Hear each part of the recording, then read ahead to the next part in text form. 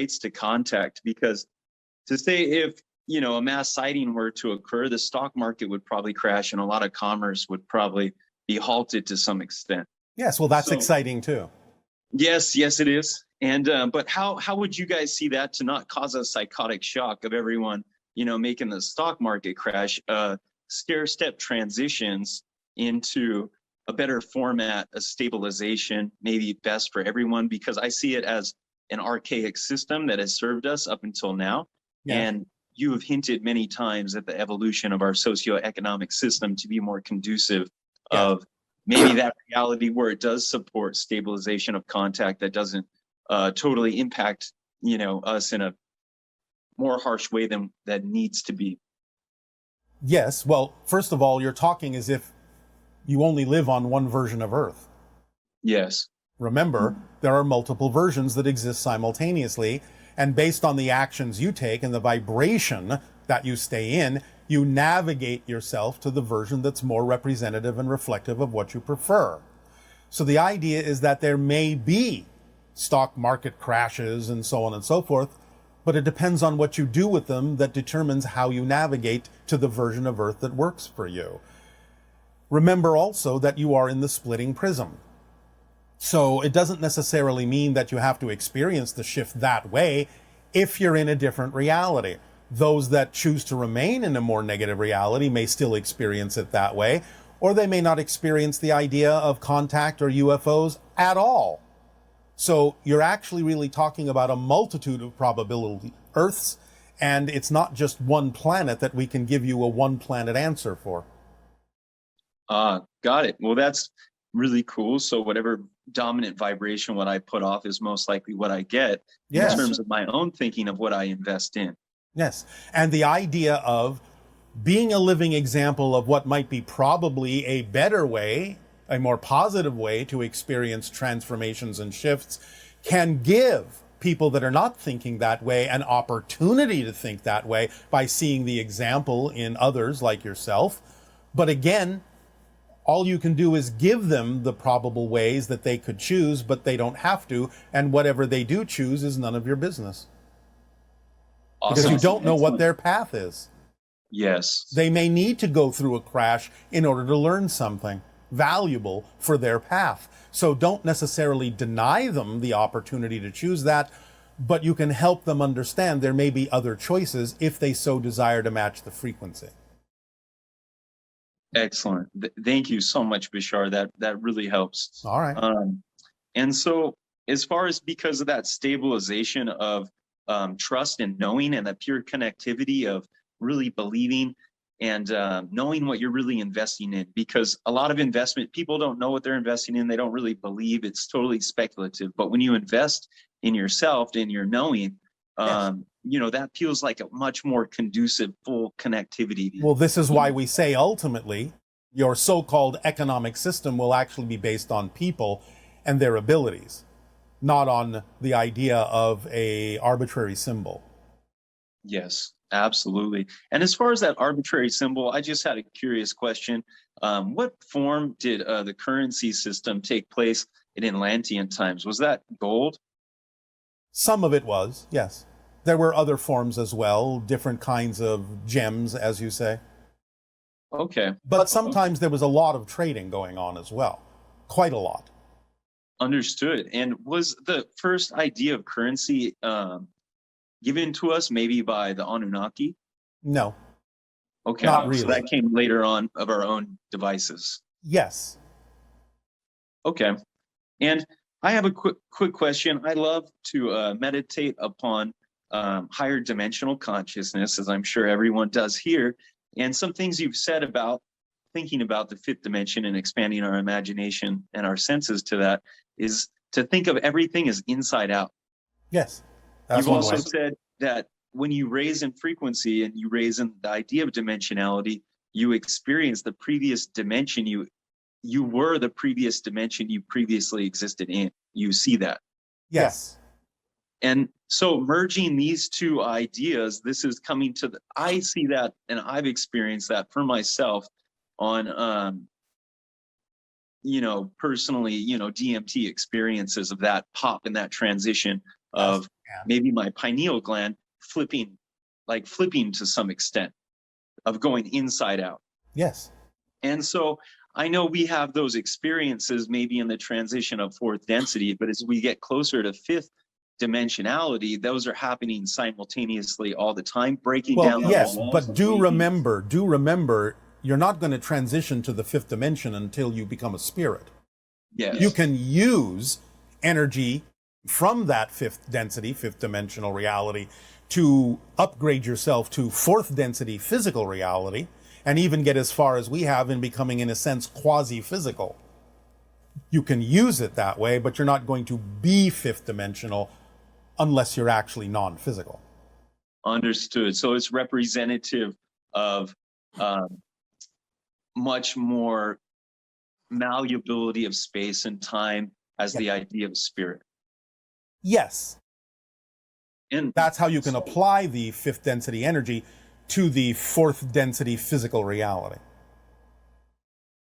Got it. And this is, it seems like as you deepen into these understandings of higher dimensionality, you gain more insight to the reality of the five laws.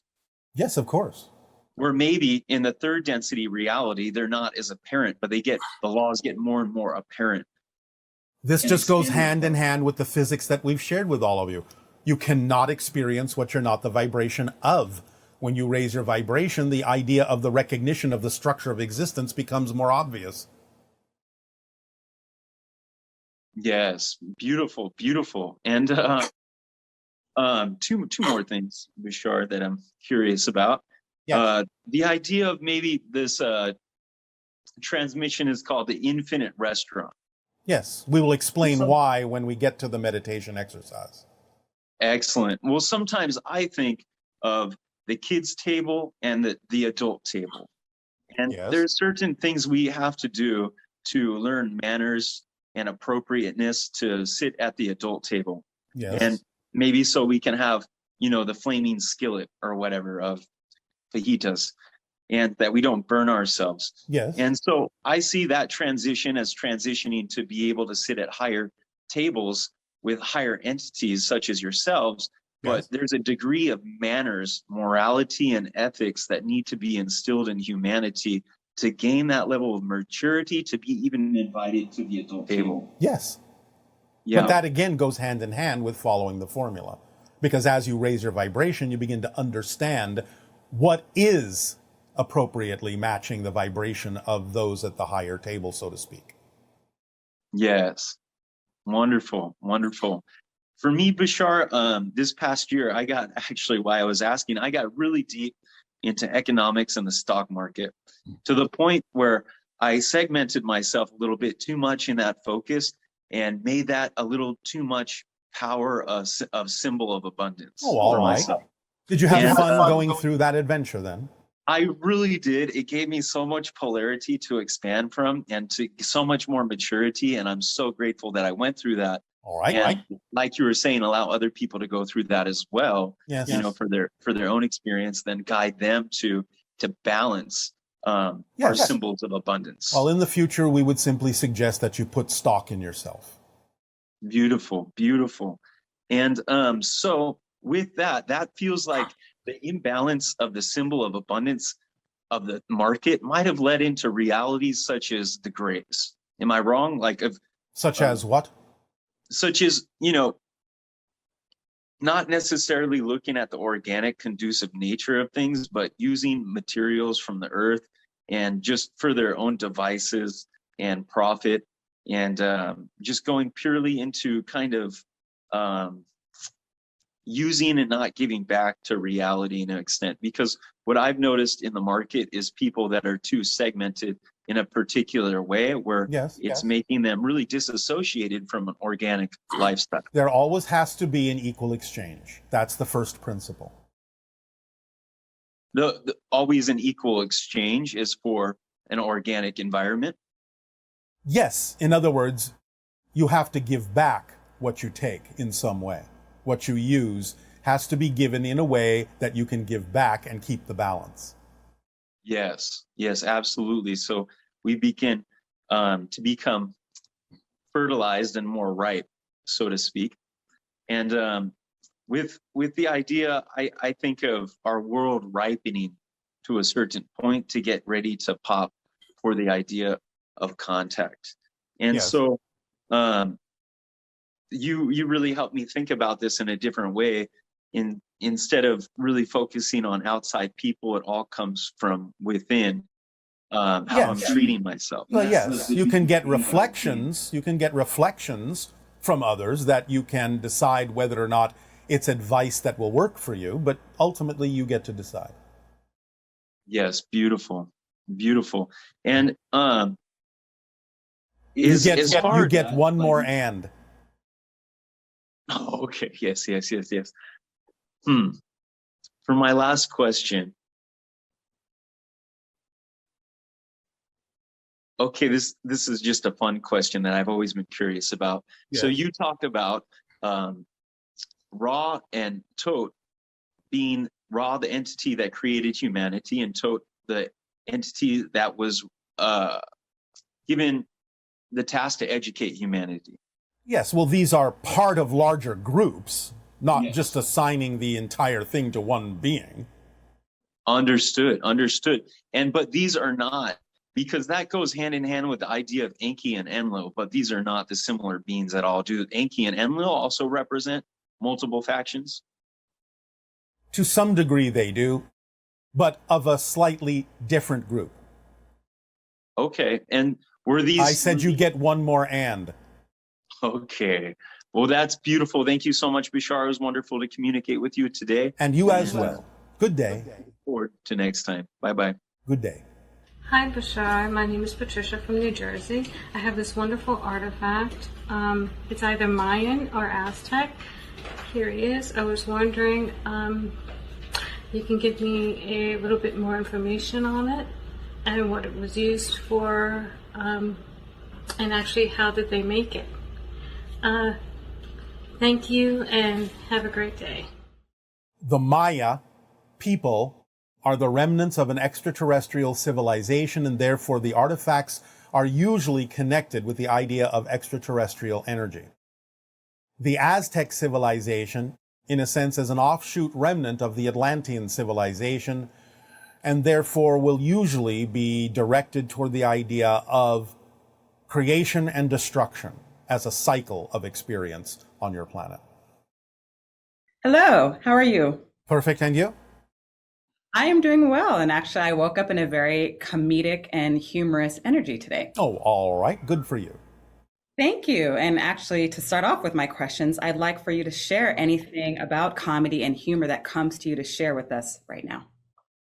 Humor is used very effectively to shift a person's expectations, and so that they will drop them and get surprised. The element of surprise. I love it. Thank you so much. Yes. In considering the title Infinite Restaurant. Yes. And in having conversations with a friend of mine about a recent experience, the following came to me that I'd like to share with you. Yes. Existence is like a buffet. All of the options are available, but that doesn't mean we need to consume them, nor are they all relevant for us. Correct. We can choose what we need on our plate in this lifetime, and in another lifetime, should we choose, we come back and make different selections in alignment with our path of exploration. Yes, but you don't come back. Reincarnation, in a sense, can be an experience, but it's not mechanically what actually happens, because everything exists at the same time. Yes, thank you for that reminder. On the topic of shifting and refining our food or dietary choices. Yes. I'm curious about your perspective on emotional eating. I find that a lot of people speak about stress eating or not eating. Yes. But is there something we're not addressing in its fullness that you encourage us to do so that we move higher to transform our negative beliefs? Well, of course. The idea of stress eating, in a sense, is no different than any addiction. You are attempting to fill an emptiness within you, a hole within you that cannot be filled that way. So you are looking for an outside solution instead of an interior solution of valuing yourself and appreciating yourself and understanding how to allow life to work to your advantage. So once you understand these things and can fulfill yourself in that way, there will be no more emptiness. You will feel connected. You will feel fulfilled. The stress will disappear.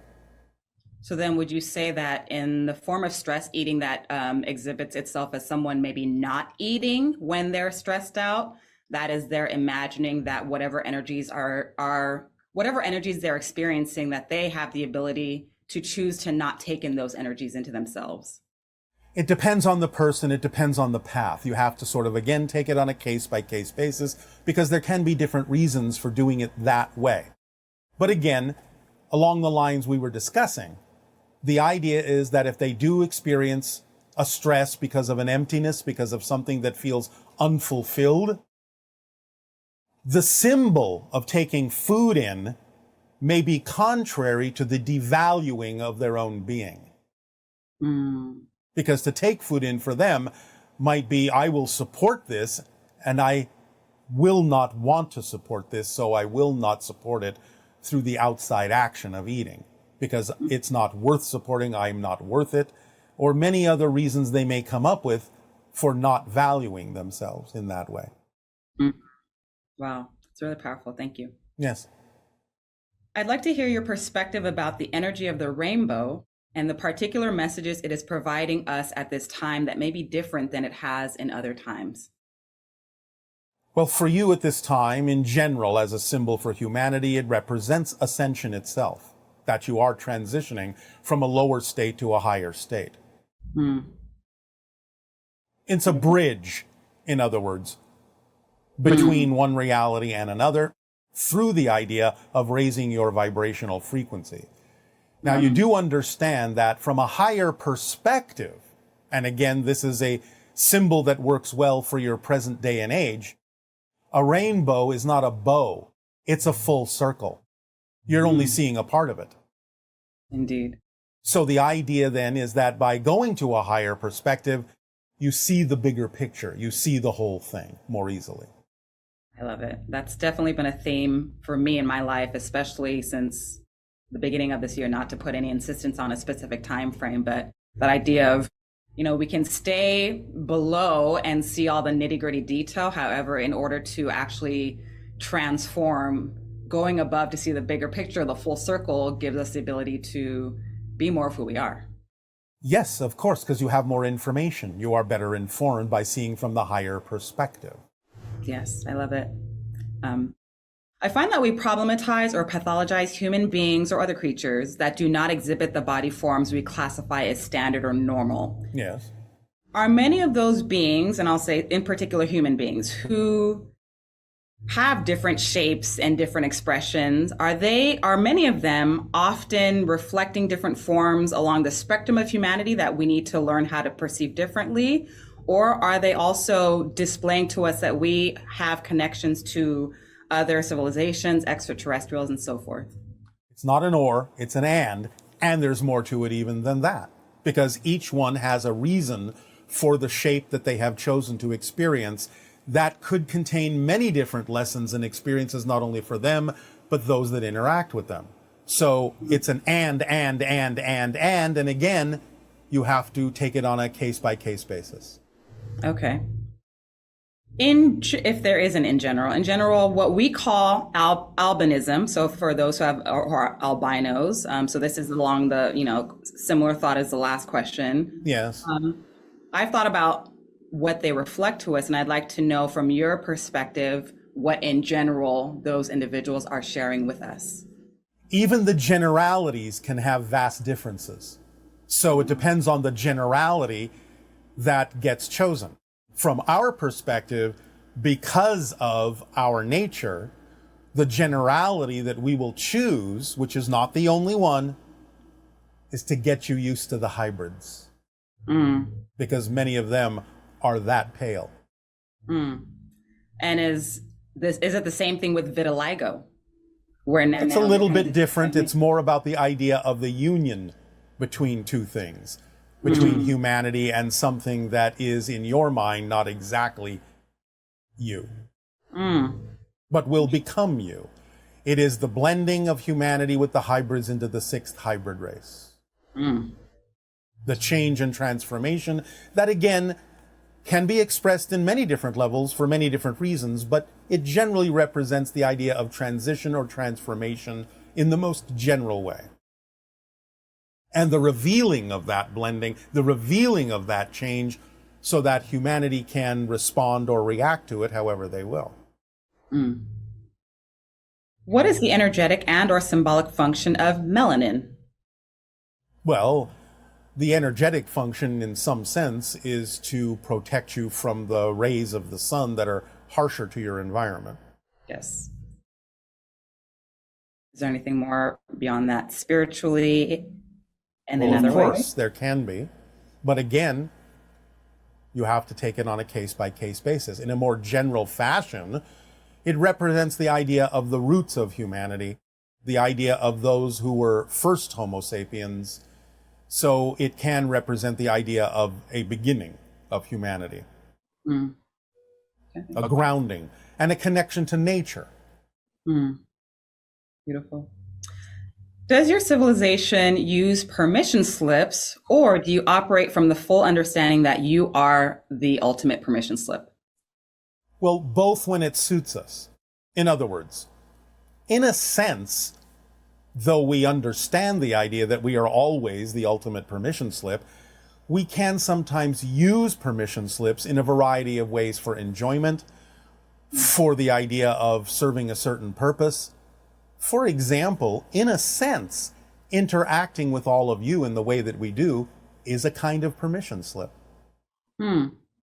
Because we have to use that permission slip in order for us to make sense to you. So it serves a purpose to do so sometimes.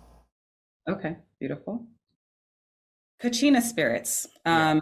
So are they similar to, from your perspective, your understanding of what in the Yoruba tradition and culture, and the Yoruba are specific tribe in West Africa, we have in our indigenous practice a term called irumole, which are beings of light. They're interdimensional, come from different places. Some people confuse them with orisha, but the orisha are more like elevated human beings. So I would say the irumole are more energetic, and we call them deities, but they're energies that manifest in different elements of nature, archetypes, and so forth. So do you find that the Kachina and the irumole are the same, but from just different perspectives, or are they completely different beings? They're not completely different, but they do share certain similar qualities, but they're not exactly the same. There is some overlap. Okay. I have questions on specific creatures, if it's all right to ask. We'll begin and we'll see how much the timing will work in that direction. Okay. So I'll say the three then: jaguar, coyote, and bats. The jaguar and the coyote have more similarity in the sense that the coyote is symbolic of rapid change in an unexpected way, or what you call trickster energy. The jaguar is more connected to the idea of the power of nature in a certain way that is usually represented in certain cultures by the idea of the alebrije. You understand this? I don't know that term. It's kind of a chimeric creature that is mostly represented by the body of a jaguar, but contains other animal elements, such as wings or claws or what have you, that represent the true power underlying the connectivity within nature. Okay. The idea of bats is more a type of messenger that is similar in a way to the idea of birds, but more geared toward the idea of deeper mysteries that have to do with the inner regions of the soul. Beautiful. Thank you for that. Will that do? For that question, yes. And do I have enough time to ask one more question? Well, that was a question, so I guess you just used up your time. Okay. I will ask another question. Sound healing, or sound in general. Yes. For any individuals who work primarily through sound, or as musicians or whatever other profession we choose, are we connecting to specific civilizations or dimensions, or multitudes of them? It depends. Yes, you can. All of the above. Thank you. Thank you very much, Bashar. Good day. Good day.